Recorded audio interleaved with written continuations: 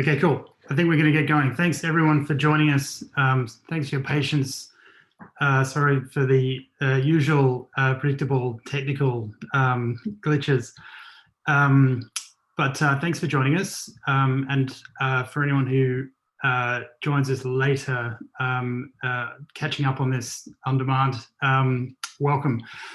So I'm Nick Hopkins from Google. I'm the Google News Lab lead for Australia and New Zealand. On the call today also is Irene Lu from Singapore. She's our News Lab lead for APAC. At the moment, you probably can't see Irene, but it's check shirt day at Google, evidently. Before I get into the detail of the Columbia program that we're talking about today, just a bit of background for anyone who may be unfamiliar with the work that we do at Google through the Google News Initiative. So Google's been working with publishers for more than 15 years now, ever since Google News launched. And over the years, we've deepened that relationship and that engagement with publishers through products like DoubleClick, the launch of Newsstand on Android, creation of Google News Lab, accelerated mobile pages, flexible sampling on search, and most recently things like subscribe with Google.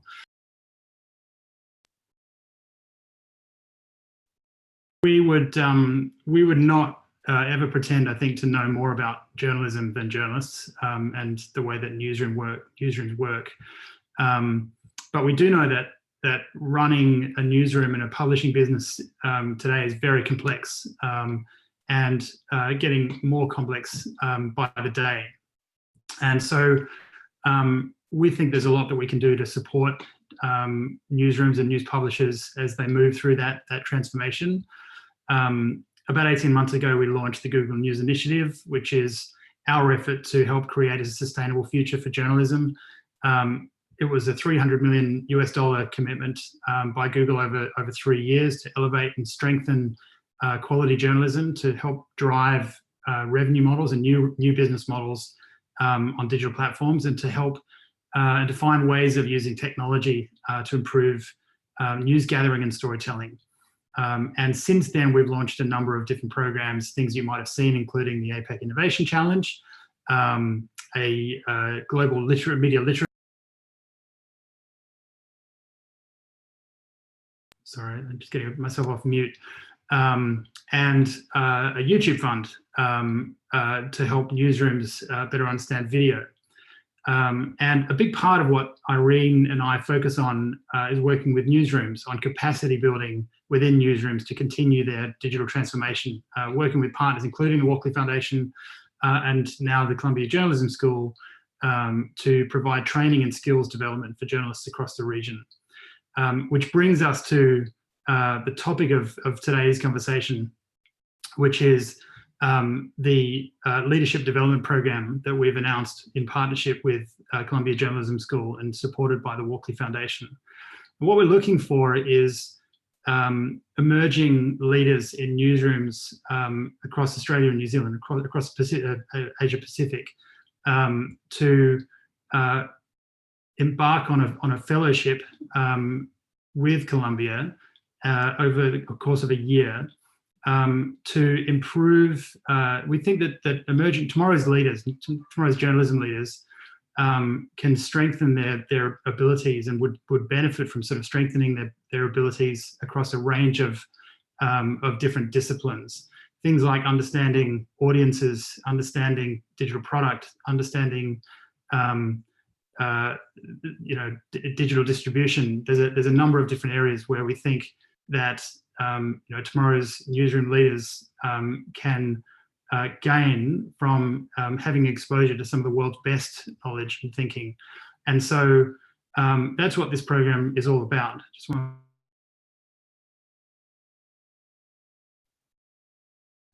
Just making sure I'm back off. Yep. So the aim of this program is to help equip tomorrow's editors with skills and knowledge to help guide their newsrooms through that digital transition, to reach new audiences and to better engage them, and ideally, monetize them in some way. Journalism is a business for the most part, and it needs to be sustained through revenues. And so each successful fellow will work through the year on a specific project that's relevant to their newsroom. And we're looking for those fellows to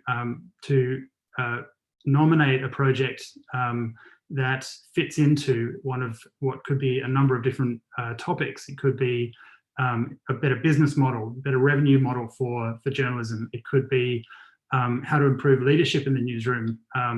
And it could be also better understanding of data and audience insights in the newsroom, and of course across the leadership and the commercial side of journalism as well.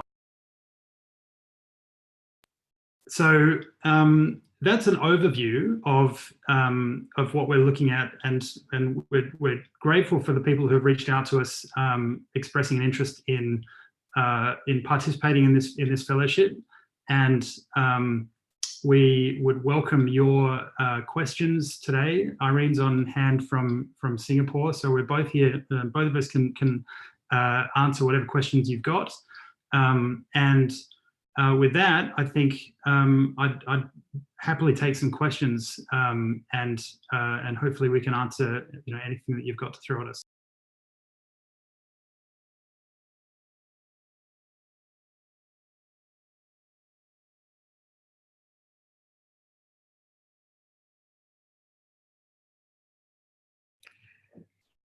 So why don't, Nick, I'm looking at the chat so far, and why don't we, I'll just read one of the questions that we've seen so far.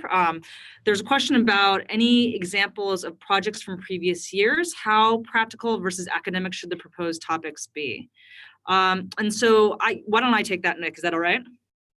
That question? Yeah, go ahead, please. Okay, so the long and short of it is that these should be absolutely practical. The whole point of this fellowship is that our hope is that you have this opportunity to work with industry experts from around the world and also Columbia faculty to solve a problem in your newsroom. So in the application, you'll see that there is actually a letter of commitment that is required from your news organization. And what that says is that not only will the company and senior leaders give you, the fellow, the time off on paid leave to participate in this, but they will also provide resources and time of senior leaders and others to participate in honing the challenge, articulating a solution, and hopefully actually implementing in the newsroom. So absolutely practical is the way to go for this, and specific to your newsroom, your use case. The more that we have seen from your articulation of your challenge, that this is very much grounded in the experience of your newsroom, the better it will be. And of course, if you can get your senior leaders to also reflect that in their letters, that will also be quite helpful as well. This is the first year of the fellowship, so can't really give you any examples of previous projects, but I think that quite a number or several of the news organizations that may be on this conference also were involved or put in an application for the G&I Innovation Challenge. And so I think that it's a very similar process. It must be practical and looking to actually solve a problem in the newsroom. And we should note that this should not be exclusive just to editorial. The mission of the fellowship is to get editorial leaders, so people who are in the practicing journalism every day, to be exposed and thinking about the business and the design side and the product side of the news now. I think that there's a recognition that we can't just only focus on the writing and the reporting of stories anymore. We have to think about a more holistic issue with the news industry and the business side of things. And so, looking for articulations of challenges and projects that kind of are truly cross-functional. Involve the newsroom, but also are very much tied to business proposition as well as the design and product aspect of newsmaking. We have another question just asking about the design sprint methodology, and so to give you a part of the training that the participants would undergo is to learn more about this design sprint methodology, which it's something that was created at Google intended to solve problems through sort of designing, prototyping, and testing ideas with customers or users in mind. The way these work is to sort of essentially create teams or align teams under a shared vision with a sort of clearly defined goal, and then build that, create a prototype or create a fast prototype, and test it rapidly with as ideally as little investment as possible, in as real environment as possible. The idea of that speed and the little investment is, of course, that these things don't necessarily always work. You need to be able to test and learn very rapidly. But it is something that we use at Google, and it's incredibly effective at building out an idea and then prototyping it and seeing if it works. And I'll also add to what Nick said, which is that it's not only although of course at Google we do use this process quite a lot for products. It can also be used for solving workflow issues or tackling a specific problem from a communication standpoint. I mean, it doesn't have to just be about building products, although of course it is very helpful in that.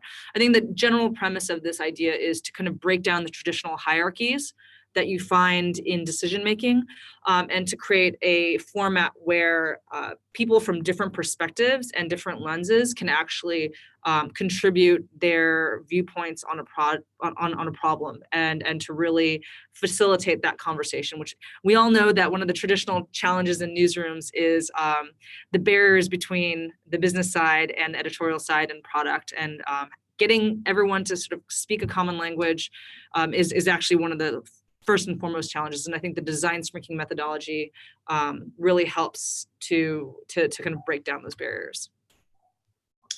I might also answer another question which a number of people have asked, which is essentially who's eligible for this.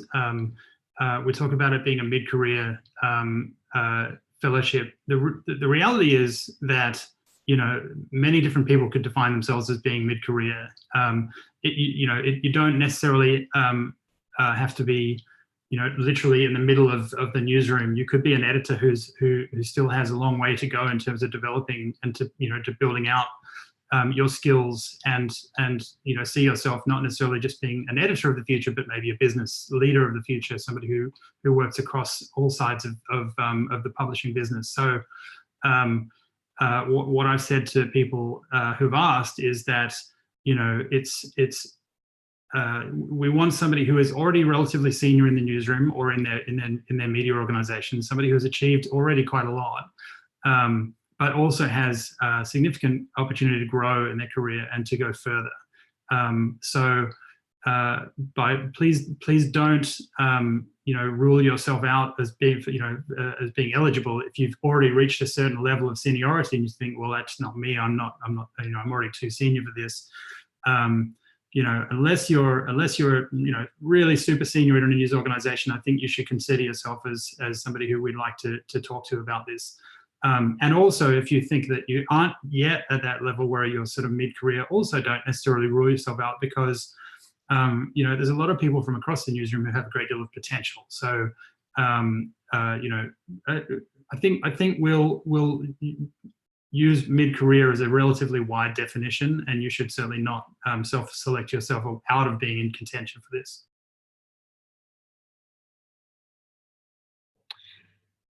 There was another question about, do you think any further, do we have any more info on the mentors of the program? Will they be Columbia, Google, or somewhere else? Nick, do you want me to take that, or do you want to take it? You can take it. I'm either one. It's fine. Okay. I'll just speak. I think that the idea behind this is that the mentors will be curated. The newsroom mentors will be curated by the Columbia faculty, and really tailored to the specifics of the proposed challenge in the project.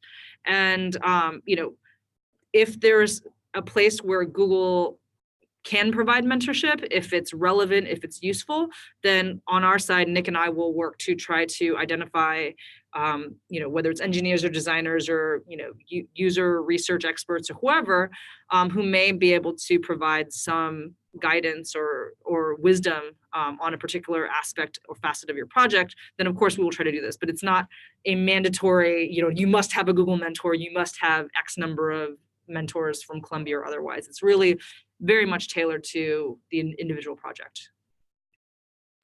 I should add as well that for anyone again who's not familiar with the people who are sort of pulling this together at Columbia, it's under the auspices of Raj Shah, who himself is genuinely one of the most experienced and knowledgeable newsroom leaders that I've ever met. I met him when I was at News Corporation when he was managing editor of the Wall Street Journal. He has incredible experience both in the US, Europe, and Asia.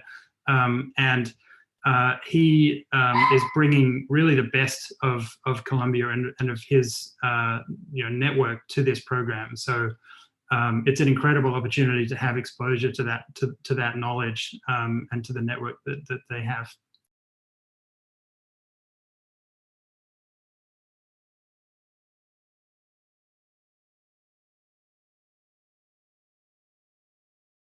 I don't see any other questions. So let's give it just another 20 seconds to see if anyone else chimes in with another question. But if not, then after that, we'll leave you all to it.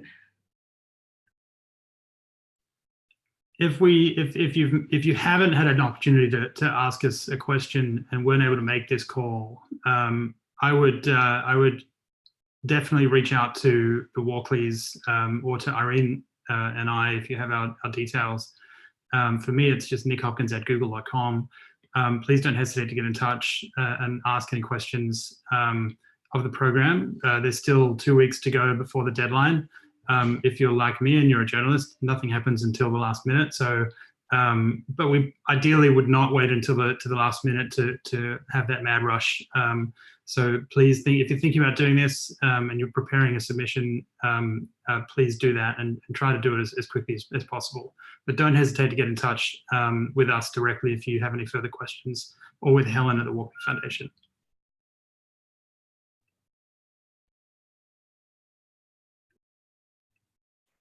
I think we can wrap up. Thanks so much, everyone, for joining in. And again, as Nick said, get in touch with us. And please make sure to submit your applications, your complete applications, by the deadline, as we won't be taking any additional information after. And good luck. Wait, we have a couple of extra final questions that have just come in. Okay. wait, don't tell me. So one of them is, are there any specific details around personal goals the essay should include? Irene, do you want to answer that? Any specific question, details around the specific goals that somebody should include in their submission? Sure. I think that, it's just helpful. Obviously, we're not going to hold you to what you say now as in terms of your personal goals for 5 or 10 years from now. But I think that the idea really is to get a sense of, where the presumption is that you see yourself in journalism into the future, as we are trying to equip the future leaders of newsrooms to be in positions to lead and help their news organizations thrive. I think it's helpful to understand, personal interests and also where in the news ecosystem you personally feel like you are going to target, whether it's news products or the business side or, the publishing side, or just being, a senior editorial leader who has a mind for these things. It's just helpful to get to know who you are. Also, tell us a little bit about your background and how that's informed why you're applying today, why you think it's important to know more about these other aspects, because, the presumption here is that you are already in a position of leadership on the editorial side, right? So that's your expertise, that's what you're honing. Why do you care about the business side? Why do you care about product or product development and design thinking and all these other aspects? And how will that inform the work that you do today, throughout the fellowship, and then also moving into the future? I think that that's really very, very, all those aspects will be very helpful. Basically, what do you want to get out of this, and how do you plan on applying this into the future?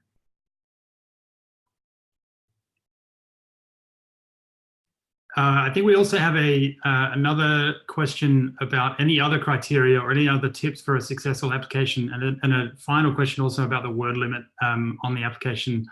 I would say on the word limit, try not to write a novel. If you can't be succinct and specific about your application, then you should probably try a little harder to just cut it down and focus on what you're trying to say. Be a good editor. And in terms of tips for a successful application, my view is, as any good application should be, stick as much as you can to the criteria that we're looking at. There are some topics that we're talking about, some areas of focus. Read through those topics, those criteria as carefully as you possibly can, and try to just stay focused and don't waffle like I'm doing right now. But just be as focused and as specific as you can be. I think we'll be looking not at just what you write, but also the degree of sort of commitment and focus that you bring to that application.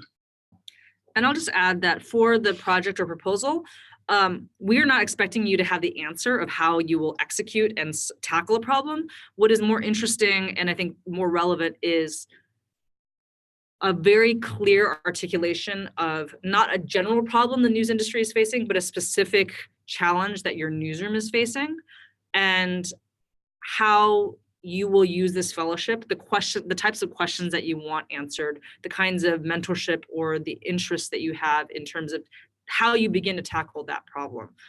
So if you don't have the answer, that's okay. That's the purpose of the fellowship. It's really the clear articulation of what the challenge is that I think is going to be the most important part. In addition to that, I would say that we will not consider applications unless you do have that endorsement from senior leadership, from a cross-functional senior leadership. So having the editor-in-chief on the editorial side, yes, that's wonderful and it's important, but you absolutely should think about who it is on the, in the business side, the publisher and whatnot, who will be also lending their endorsement in that by signing that letter. Yeah. Moreover, there have been a few people who have asked me if they are successful, do they need to commit to every engagement? Do they need to make sure that they're available and can travel? The answer is yes. We do ask that if anyone who's successful, that they're able to travel and able to commit 100% to this program. Because if you can't, I'm sure there are people out there who would be able to make that commitment, and we wouldn't want to deprive them of the opportunity. So please make sure that if you are, you're going to apply to this, that you actually are able to commit 100% to it.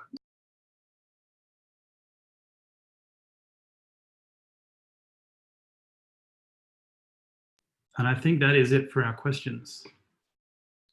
So with that, thank you all for joining us. Thanks for joining us again later. If you are catching the replay, again, please don't hesitate to reach out, get in touch, say hi, ask any questions. Thanks, Helen and the Walkleys, for hosting the AMA, and hopefully we'll speak to you soon.